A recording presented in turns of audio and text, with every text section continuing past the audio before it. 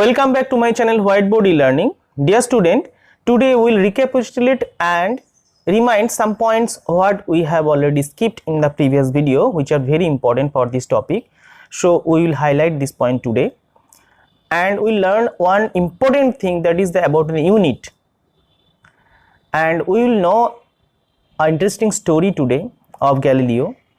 Then we will know about the speedometer and the odometer, which is fitted in the dashboard of the car, and what is the importance of that we will learn today.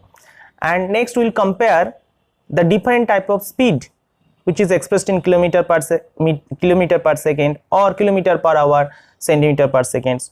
So how to compare all these speeds and how to convert kilometer per hour into meter per second and vice versa. We will learn about also that. And last of all, we will just find the kinds of different types of graphs. And stay tuned and watch the video till the end so that you can understand the whole topic. Don't skip the video. And one thing I have to mention, so thank you once again to the class 7 students, because you have maximum students, you have subscribed my channel, and I think it will be very enjoyable to me also, because you are watching my video minutely, you are interacting with me, you have written so many comments, and it is actually very inspiring to me. For thank you once again for that.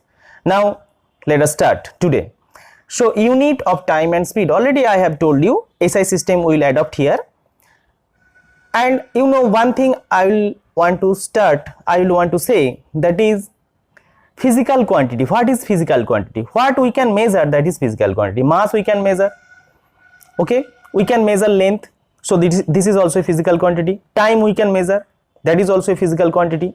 So what we can measure, that is physical quantity. And each and every physical quantity what we can measure has a particular unit, but unit will be different for different system and different scenario. Whatever we suppose, if we think the unit of time, sometimes we use hour, sometimes we use minute, sometimes we use second. But SI system told us that is a system what globally we can accept.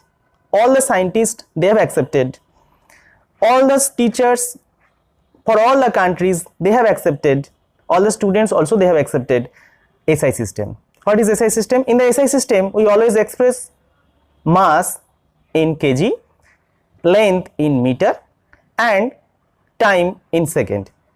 Okay, we know that is known as the System D International, that is SI system, what was previously called MK system. Okay, but one thing we have to learn here, all the units that we write, the unit symbols, the symbols of all units are written in singular.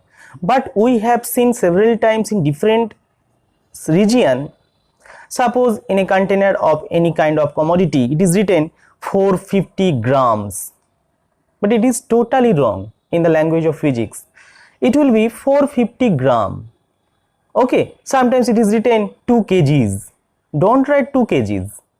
It is the language, if we write in according to the English language, then that will be plural, 2 kgs, because 2 units are there. 2, 1, 2.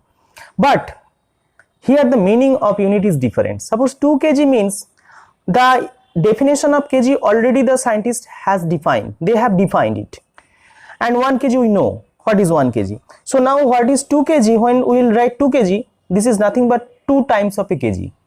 Here 2 denotes the numerical value and kg denotes 2 times of that kg, what already we have defined, what already the scientists have defined. Okay, suppose what is the length of your room? 20 meter. Don't write 20 meters, it will be 20 meter, because it is nothing but the meaning of, what is the meaning of the 20 meter? Length is a physical quantity, that is 20 times of a meter. So don't write 20 meters. So in this video here it is written, you can see 50 kilometers. Yes, it is incorrect. 80 centimeter,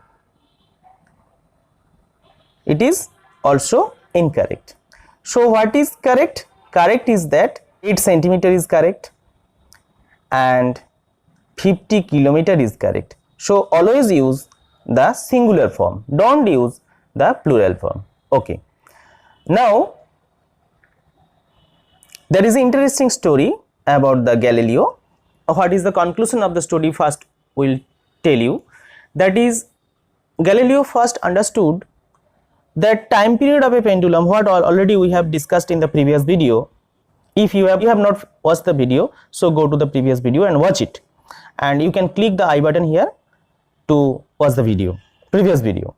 So now in that story, the Galileo told the time period of a pendulum solely depends on the length of the thread at a particular place. So I'll tell you the total formula actually after some time. First of all, read the story. There is an interesting story about the discovery that the time period of a given pendulum is constant. It is a constant. When it will be constant? When the length of the pendulum is constant, the time period will be also be constant. Whatever be the amplitude, how much you have, suppose how much you have displaced the bob, it doesn't depend on that. It depends on the length of the pendulum what you have taken. You might have heard the name of the famous scientist Galileo Galilei. It is said that once Galileo was sitting in a church, he noticed that a lamp suspending from a ceiling with a chain was moving slowly from one side to another. He was surprised to find that his pulse beat the same number of times during the interval in which the lamp complete one oscillation. That means, suppose this is the lamp, it is oscillating, so he has used his pulse to measure the time period of the pendulum, time period of this bulb what is hanging. So when it starts swing from this point to this end and come back to the same end, he has measured the time by just measuring the pulse, and each and every time he has measured, it is exactly the same time it is taking. So he has already several times done the experiment with other objects also, other pendulums also, and each and every time he confirmed that, he came to the conclusion that time taken to complete one oscillation, whatever may be the amplitude of the oscillation, whatever may be small or some bit of bigger amplitude for the simple pendulum, but time period always be same, that is constant. That's why Galileo experimented with various pendulums to verify the observation, and finally what was the conclusion? Conclusion is that he found that a pendulum of a given length takes always the same time to complete one oscillation. This observation led to the development of pendulum clocks, winding clocks, and wristwatches, were refinements of the pendulum clocks.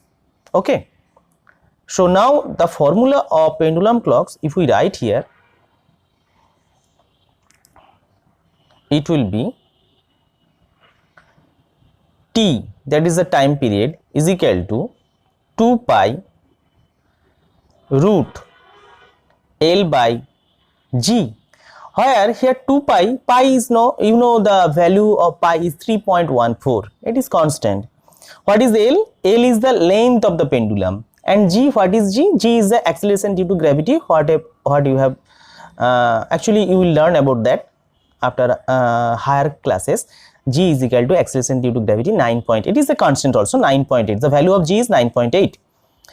So this is constant, 2 pi is constant, G is also constant, and so time period, you know, this time period depends on here, this time period depends on root L.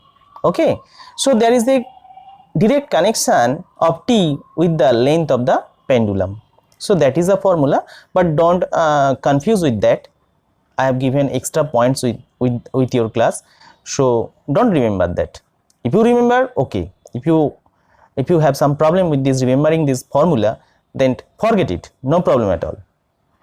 Now measuring speed already we have discussed, and here one thing, the smallest time interval also we can now measure. and we can measure a small bit of time, small interval of time like 1 microsecond, what is 1 millionth of a second, and 1 nanosecond, which is 1 billionth of a second. So now think about the technology. We can measure 1 second, you know, second is very small, but if we can also measure a second which is 1 billionth of a second and 1 millionth of a second. Okay, so that is the development of the science technology. Now these are the figures, some old clocks by which we have measured the time interval, time period. We have measured some time interval, that is, this is known as the sundial at Jantar Mantar at Delhi. This is the sand clock, probably you have seen, and this is the water clock. So we will not go deep into the functions of these clocks. Rather, we will say about that each and every phenomena, what is Jantar Mantar, what is at Jantar Mantar, that is the sundial, that is the sand clock, and it is the water clock. For each and every phenomenon, each and every device, one thing is common. What is common? That is, for each and every case we have used one periodic event. Okay, so periodic event we have to take to measure the time, what already we have told in my previous video. Now this is the continuation of the measuring speed, already what I have told you, and 3 groups we have created for that. And now today we'll start from the table number 13.4. This is the table number 13.4, the fastest speed that some animals can attain. And here we'll read table number 13.4 in kilometer per hour. You can calculate the speed in meter per second yourself. So now I will show you how to convert kilometer per hour into meter per second very easily. So I am sharing that thing. Suppose the falcon, name of the object falcon, falcon speed is written in the kilometer per hour. Suppose I have given you 360 kilometer per hour. So you have to convert it in meter per second. Then what you have to do? First of all, you have to write 360.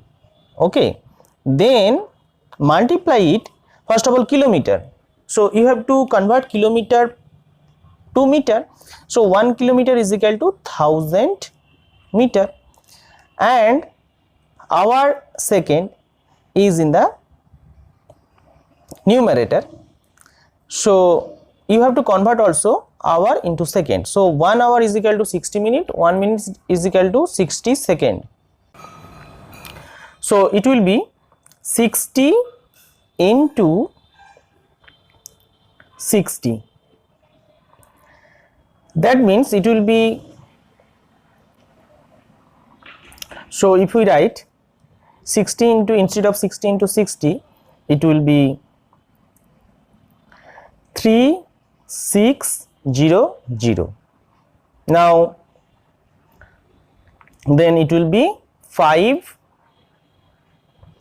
by 18. Okay, so this 5 by 18 is a magic figure now.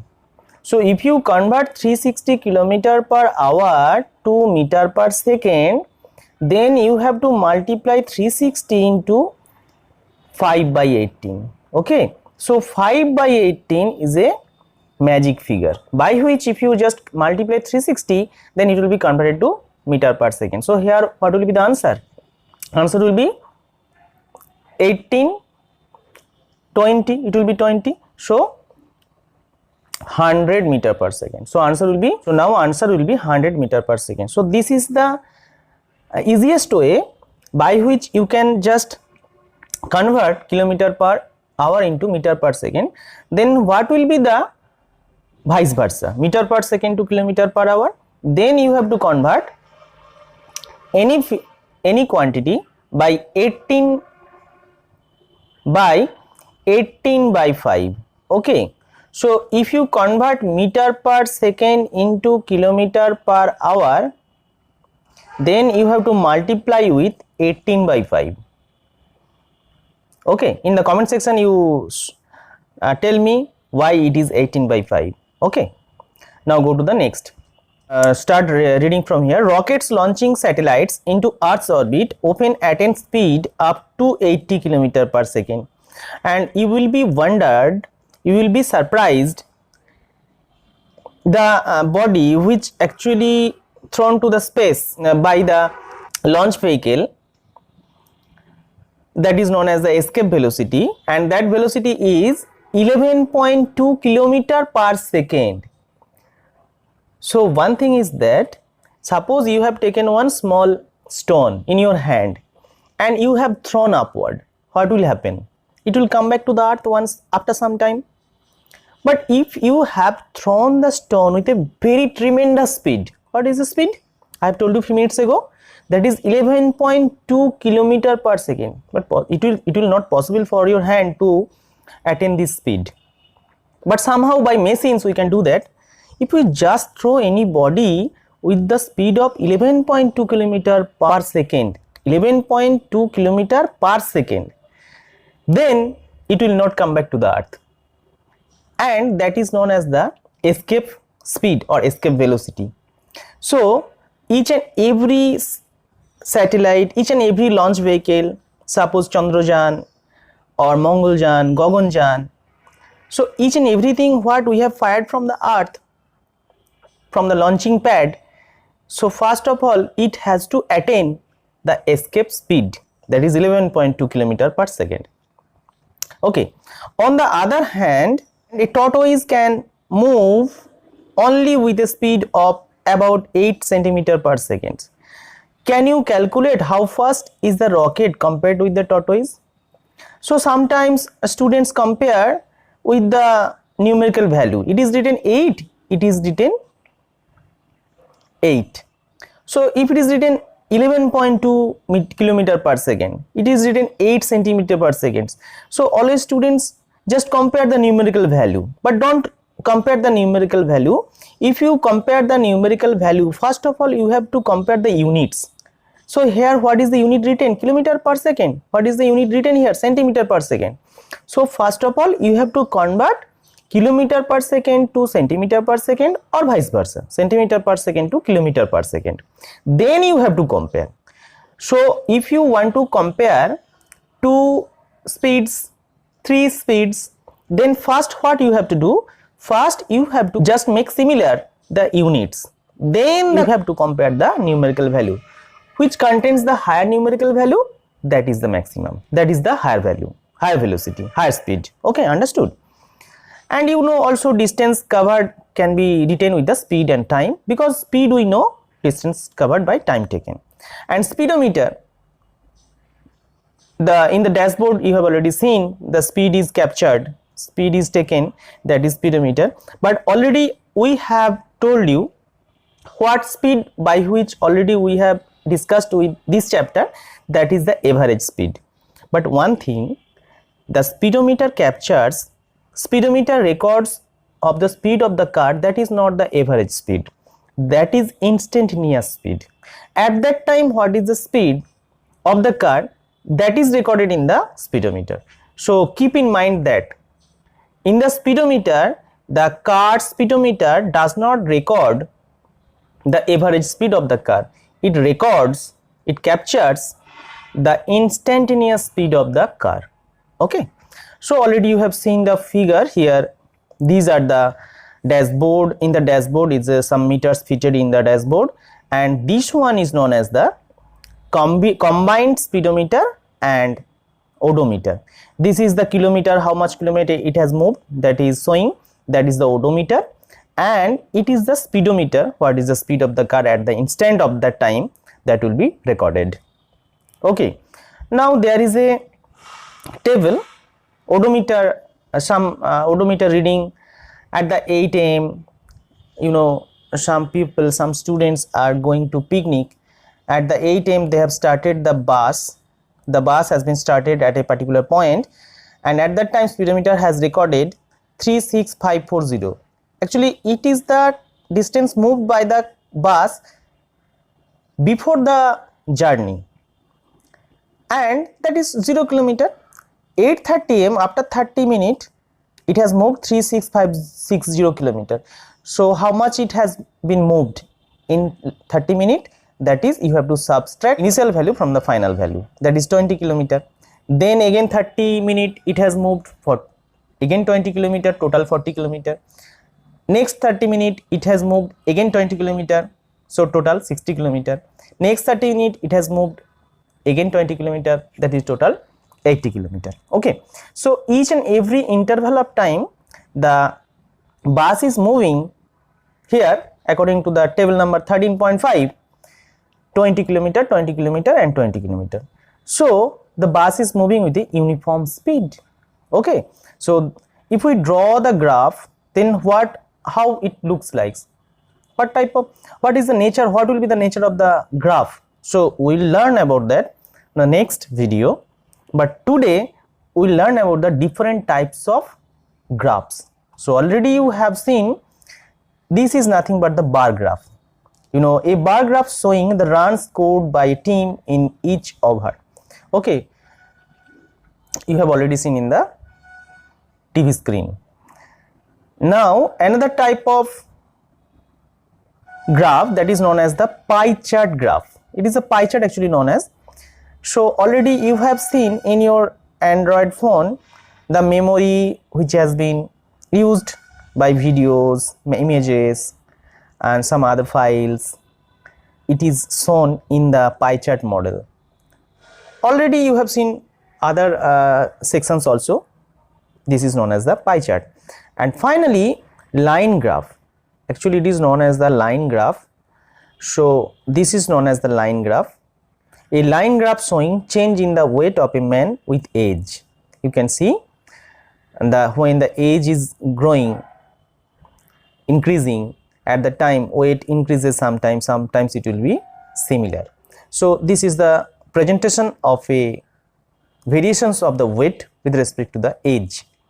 So these three types of graph already we have understood, and next class we will understand how to represent, how to draw, how to plot this graph, and what are the methods we have to adopt to draw such type of graph. And that's why we have to take 1 millimeter graph paper, and this will be one activity also. Okay, so thank you for watching my video. If you think video is helpful to you, don't forget to subscribe my channel for next upcoming videos. Thank you.